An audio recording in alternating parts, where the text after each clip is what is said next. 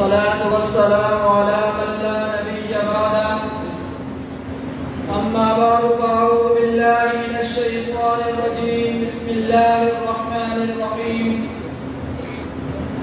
لئن شكرتم لأزيدنكم ولئن كفرتم إن عذابي لشديد صدق الله العظيم وصدق رسوله النبي الكريم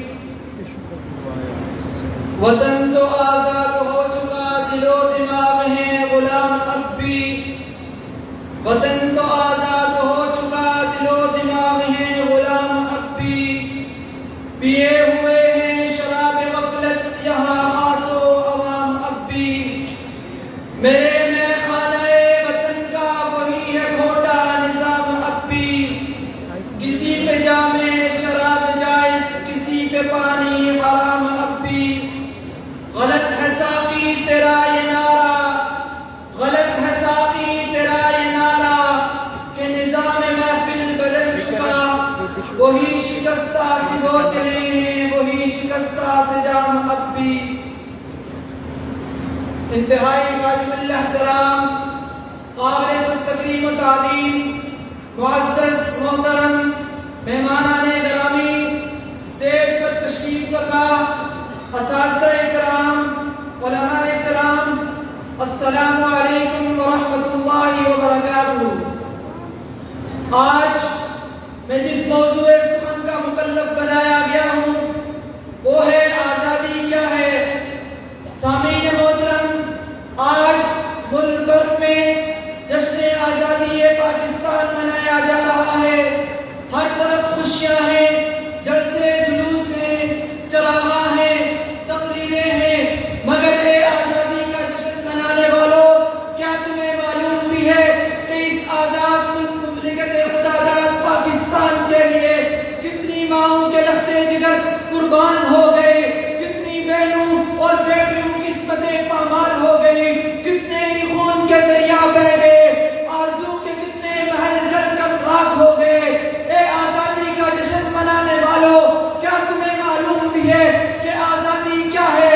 کیا آزادی یہ ہے کہ ہم جیسے چاہیں کھائیں، جیسے چاہیں پیئیں، جس طرح چاہیں زندگی گزار دیں؟ کیا آزادی یہ ہے کہ ہم جس کی چاہیں عزت لوٹ دیں؟ کیا آزادی یہ ہے کہ ہم ماں بہن کا فرق مٹا دیں؟ کیا آزادی یہ ہے کہ ہم جس کا چاہیں گلا کاٹ دیں؟ کیا آزادی یہ ہے کہ ہم جس کی چاہیں عصمت کو پامال کر دیں؟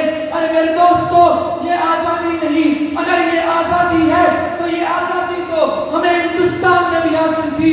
ہندوستان میں شراب نوشی اور جوا کی آزادی تھی، سود کو حلال قرار دیا گیا تھا، سود خوری کی آزادی تھی، ماؤں اور بہنوں کی عصمتیں پامال کی جاتی تھی۔ پھر ہم نے کس لیے لاکھوں بچے یتیم کروائے؟ ہم نے کس لیے اتنی ماؤں کے لختے جگر قربان کر دیے؟ ہم نے کس لیے اتنی بہنوں اور بیٹیوں کی عصمتیں پامال کر دی؟ آخر ہم نے کس لیے اتنی قربانیاں دی؟ سامعین محترم، ہم نے یہ قربانیاں تو اس لیے دی تھی کہ اس سرزمین پاکستان میں انسانوں کی غلامی سے نکل کر ایک اللہ وحدہ لا شریک کی غلامی کا توق اپنے گلے میں ڈال لیں۔ لیکن ذرا رک کر سوچئے تو صحیح، اپنے سینے پر ہاتھ رکھ کر سوچئے تو صحیح، کیا یہ مقصد پورا ہو گیا؟ کیا ہمیں آزادی مل گئی؟ کیا ہم آزاد ہو گئے؟ اگر ہم تصورات کی دنیا سے نکل کر حقائق کی دنیا میں قدم رکھتے ہیں تو صورتحال بڑی تلخ ہے۔ صورتحال کچھ یہ ہے کہ آج بھی ملک پاکستان 60 ارب سے زائد کے قرضے کے بوجھ تلے دبا ہوا ہے، اور اس میں روز سود پر سود لگنے سے 1 ارب کا اضافہ ہوتا ہے۔ آج بھی ملک پاکستان کا ہر گھر کا بچہ لاکھوں کا مقروض ہے۔ سامعین محترم، آپ 60 ارب کو کوئی چھوٹی رقم سمجھتے ہیں، اگر صرف 20 ارب کے 500 کے کرنسی نوٹ کر لیے جائیں تو اس سے میرے اور آپ کے ملک کا تمام رقبہ ڈال دیا جا سکتا ہے، بلکہ اس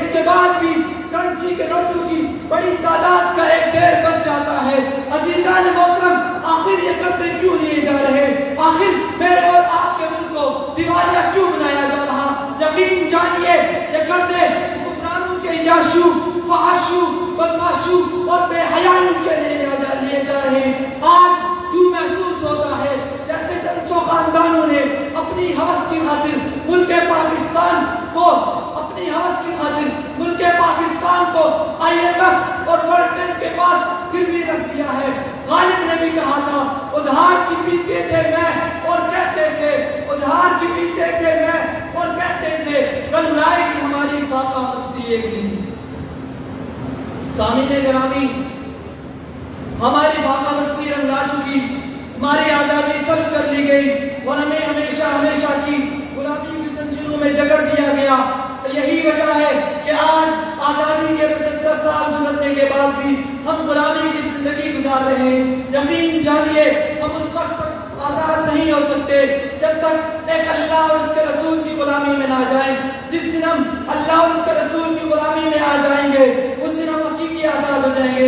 लेकिन अगर हमने अल्लाह और उसके रसूल की गुलामी इख्तियार न की तो हम अमेरिका, रूस, वर्ल्ड और IMF के गुलाम रहेंगे।